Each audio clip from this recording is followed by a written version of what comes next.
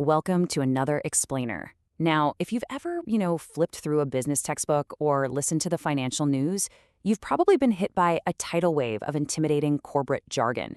Things like GAAP, amortization, accrued liabilities, retained earnings. Honestly, it can sound like a completely different language, almost like it's designed to keep you out of the loop. But what if I told you that beneath all those complicated terms, the core of accounting is incredibly simple, logical, and actually something you already do every single day? Today, we're going to cut right through that noise. We are decoding the textbook to break down the absolute fundamentals of accounting. By the end of this explainer, you are going to see the financial world through a completely new, perfectly focused lens.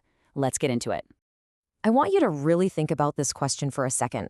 Most people hear the word accounting and they instantly picture endless rows of complex calculus or these mind-numbing equations. Well, let's shatter that misconception right here, right now. Accounting is not about complex math. Honestly, it's mostly just basic addition and subtraction. What it truly is a logical language. It's a highly structured system for organizing stuff and keeping track of exactly who has a claim to that stuff. It's literally the ultimate tool for organizing reality. Okay, let's dive into this. Before we can start counting up a business's stuff, we have to establish one of the most absolutely crucial ground rules in the entire accounting playbook: the accounting entity assumption. Our source material defines this beautifully. It states that the business is treated as a person with a personality separate and distinct from the owner. Think about it like this. To understand a business's finances, you have to treat the business like a totally separate human being, just like you. Its money is not your money. Its debts are definitely not your debts. You are you, and the business is the business. Keeping this invisible wall intact is the absolute bedrock of everything we're about to explore. To really make these textbook concepts stick, let's bring them out of the boardroom and right into your daily life. We're going to use a super simple, relatable personal finance scenario to decode this entire textbook. Here's the setup. You're heading to school and you absolutely need a brand new $1,000 laptop. But you check your piggy bank and you've only got $300 saved up.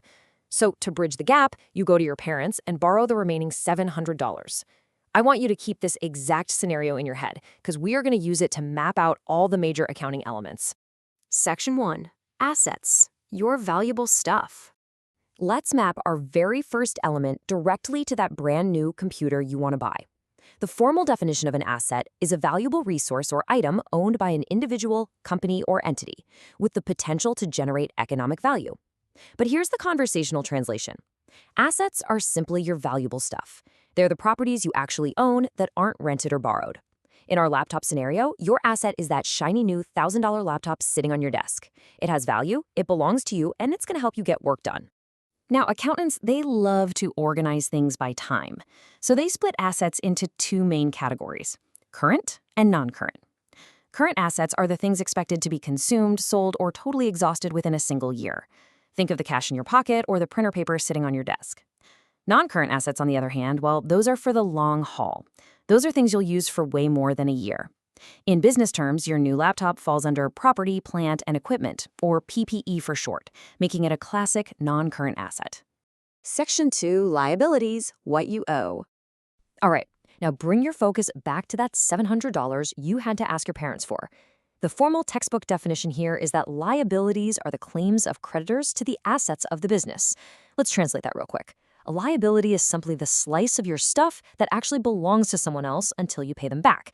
In our little scenario, your parents are your creditors.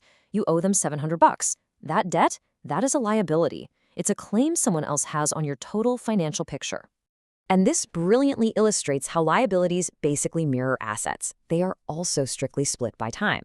Current liabilities are debts you have to pay off fast, usually within 1 year. So if you owe a friend $20 for lunch or you have a monthly electricity bill, that's a current liability. Non-current liabilities are the long-term debts. If your parents kindly said, hey, just pay us back that $700 anytime over the next 4 years of school, well, that makes it a non-current liability. Just like a massive 30-year mortgage on a building would be. Section 3. Equity. Your true net worth. It's time to introduce the final piece of our core analogy, that $300 you actually scrape together from your piggy bank. Now, what's really interesting about this slide is it reveals the master equation of the entire accounting universe. Equity equals assets minus liabilities. Think about it for a second. Your total asset is the $1,000 laptop, but you owe a liability of $700 to your parents. If you take your $1,000 laptop and subtract that $700 claim, what's left? Your true equity, Your actual net worth in this specific scenario is that original $300 you brought to the table. Equity is simply what belongs free and clear to the owner after all the debts are completely paid off. Section 4. Bringing it all together. The 5 elements of accounting. Okay, to scale our personal analogy up to a fully functioning business model, there are 5 major elements of accounting we need to look at. We've thoroughly covered the first 3 gold points you see here: assets, liabilities, and equity. These 3 together make up a company's balance sheet, which is basically a snapshot of their financial health at one specific moment in time. But businesses aren't static, right? They operate, they move, they hustle. To run a real operation, a business also desperately needs those final 2 coins on the right: revenue and expenses. Let's define these operational elements. Income or revenue is the money flowing in. Going back to our analogy, let's say you start using your new laptop to type up term papers for your classmates and you charge them for it. That money you earn, that is your service revenue. Expenses, on the other hand, are the money flowing out just to keep the operation running. Things like buying printer paper, paying for software subscriptions, or covering your Wi-Fi bill.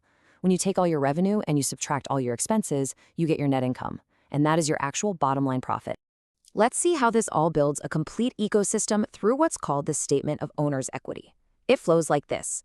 You start with your beginning equity. That's your $300 piggy bank. Then you add your net income, all the profit you made typing papers minus the cost of the printer ink. If you withdraw any money for personal use, you subtract that. And what you are left with at the bottom is your ending equity. So the crucial point is that a business's daily operations, its revenues and its expenses, they don't just float around in a vacuum. Your net income ultimately loops right back around to increase your personal piggy bank, boosting your overall equity.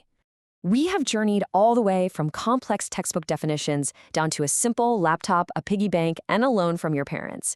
You now know that accounting is really just a beautifully structured way of tracking assets, liabilities, equity, revenue, and expenses. Which leaves me with one final, incredibly important question for you. If every giant corporation in the world is ultimately just a collection of stuff and claims to that stuff, what does your personal balance sheet look like today? What are your assets?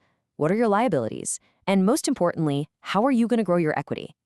Keep these slides in mind, apply these concepts to your own financial life, and I promise you, you will never look at money the same way again. Thanks for watching.